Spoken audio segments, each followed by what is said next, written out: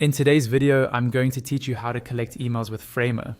We'll walk through setting up a simple email collection form using Framer's built-in tools, so you can start building your mailing list right inside your website. By the end of this video, you'll have a fully working form that captures your visitors' details and sends them exactly where you want.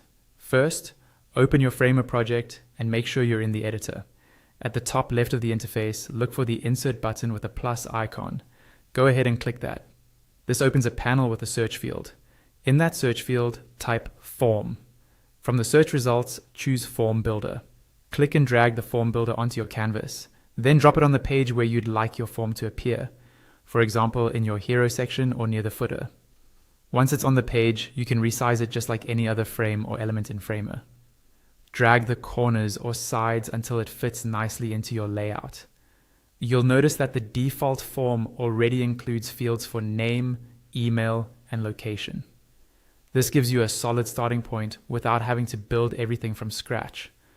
With the form still selected, look over to the right-hand side of the screen where the Properties panel is.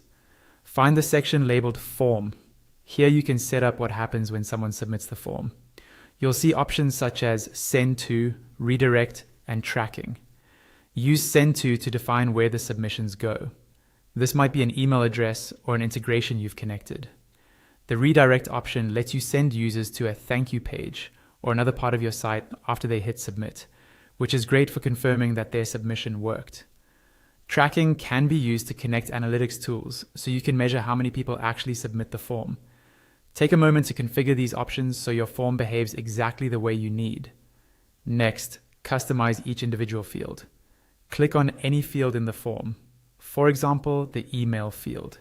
When you select it, its own Properties panel appears on the right. This is where you control things like labels, placeholders, and validation.